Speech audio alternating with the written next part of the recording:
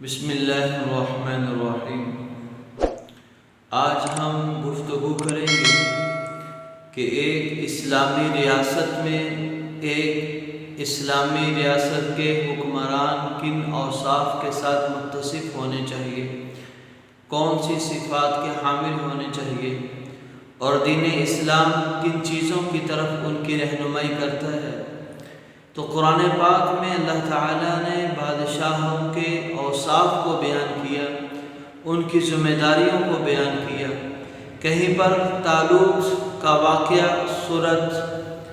بقرہ میں بیان کیا اور بنی اسرائیل کا بادشاہ طالوت اس کا واقعہ بیان کیا اور اس کے اوصاف کو بیان کیا، ذمہ داریوں کو بیان کیا۔ اور کہیں پر حضرت سلیمان علیہ السلام کی بادشاہت، ان کے اوصاف، ان کی ذمہ داریوں کو بیان کیا۔ داؤد علیہ السلام کے اوصاف، ان کی ذمہ داریوں کو بیان کیا۔ یوسف علیہ السلام کے اوصاف، ان کی ذمہ داریوں کو بیان کیا۔ ذوالقرنین کے اوصاف اور ان کی ذمہ داریوں کو بیان کیا۔ جناب نبی کریم صلی اللہ علیہ وسلم کے اوصاف اور ان کی ذمہ داریوں کو بیان کیا۔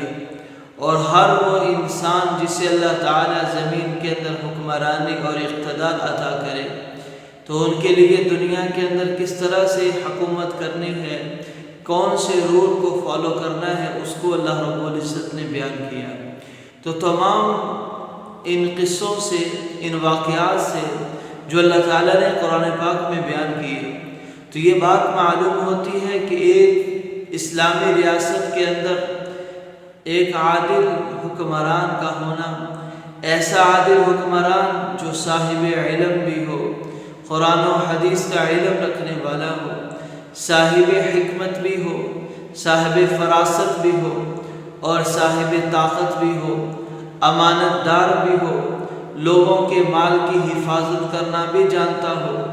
اور اپنے آپ کو خواہشات سے دور کرنے والا ہو۔ یہ اوصاف ہیں جو اللہ تعالیٰ نے تقریباً قرآن پاک میں ان انبیاء علیہ السلام کے بیان کیے، ان لوگوں کے بیان کیے جنہوں اللہ تعالیٰ نے حکومت عطا کی تھی، اور ان کی ذمہ داریاں بھی ایک اجمالی طور پر ان کی ایک جھلکی دکھلائی قرآن پاک میں۔ اور ہمیں کیونکہ قرآن پاک کے ذریعے پیغام اور درس دیا جا رہا تھا، اس لیے حضرت سلیمان علیہ السلام کا قصہ اٹھا کر دیکھ لیں، اور اپنی حکومت کے اندر ملکہ بلقیس، جس کے بارے میں پرندے نے آ کر آگاہی دی تھی کہ وہ لوگ سورج کو سجدہ ریز ہوتے ہیں، اللہ کی عبادت نہیں کرتے، اور اللہ کی عبادت میں لگے ہوئے ہیں، تو سلیمان علیہ السلام نے ہر طریقے سے خطوط کے ذریعے پھر ان کا تخت منگوا کر پھر ان کو توحید کی دعوت دے کر مسلمان کرنا، یہ اس بات کی طرف گواہ ہے اور اس بات کی طرف رہنمائی کرتا ہے کہ اسلامی حکومت اور اسلام کے حکمران کا سب سے اہم فریضہ یہ ہے کہ اپنی مملکت کے اندر اللہ کی توحید اور اس کی نشر و اشاعت کے لیے تمام بندوبست اور انتظام کرے،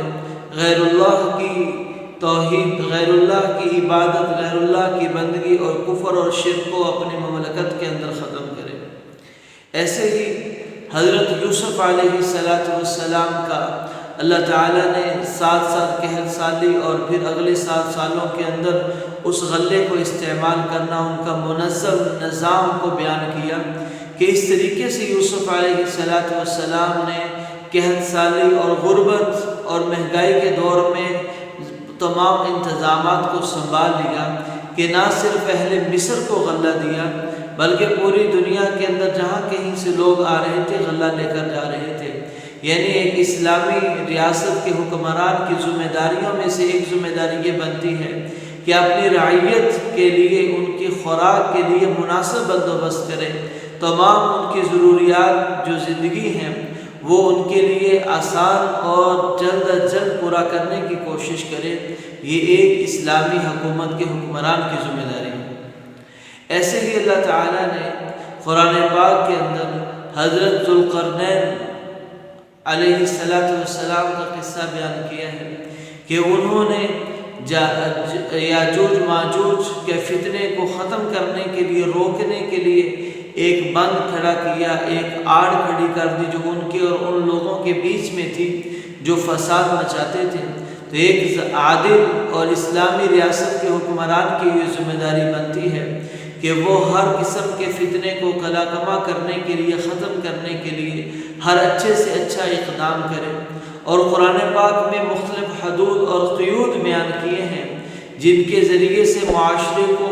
تمام قسم کے جرائم سے پاک صاف کیا جا سکتا ہے، معاشرے میں سے بدامنی کو ختم کیا جا سکتا ہے، معاشرے کو امن کا گہوارہ بنایا جا سکتا ہے، اور اس کی تنفیذ جناب نبی کریم صلی اللہ علیہ وسلم نے کر کے دکھلائی۔ ایسے ہی طالوت کا واقعہ بیان کرنے سے قرآن پاک کا یہ مقصود ہے کہ اسلامی ریاست کا ایک عادل حکمران، اس کی ذمہ داریاں بنتی ہیں، وہ اپنے عسکری نظام کو، فوجی نظام کو، اپنے دفاعی نظام کو مضبوط سے مضبوط ترین کرے تاکہ دشمن ان کی طرف میلی آنکھ اٹھا کر نہ دیکھ سکے۔ اور خاص طور پر اللہ تعالیٰ نے جو اوصاف بیان کیے، الذین ان مکناہم فی الارض اقاموا الصلاۃ وآتوا الزکاۃ وامروا بالمعروف ونہوا عن المنکر، کہ جنہیں اللہ تعالیٰ زمین کے اندر اقتدار عطا کرتے ہیں تو وہ زمین کے اندر سب سے پہلا کام اقامت الصلاۃ، اللہ کے فریضے نماز کو ادا کرنے والے، قائم کرنے والے، یعنی ایک اسلامی ریاست کے حکمران کی ذمہ داری بنتی ہے خود بھی نمازی بنے اور اپنے پوری مملکت کے اندر بسنے والے لوگوں کو نمازی بنائے، خود بھی اپنے مال کی زکوٰۃ نکالے اور اپنی مملکت میں بسنے والے تمام لوگوں کو زکوٰۃ نکالنے پر مجبور کرے، ان سے زکوٰۃ کا مال وصول کر کے غرباء پر تقسیم کرے اور انہیں ہر اچھی بات کی ترغیب دے، امر بالمعروف، نیکی کا حکم کرے،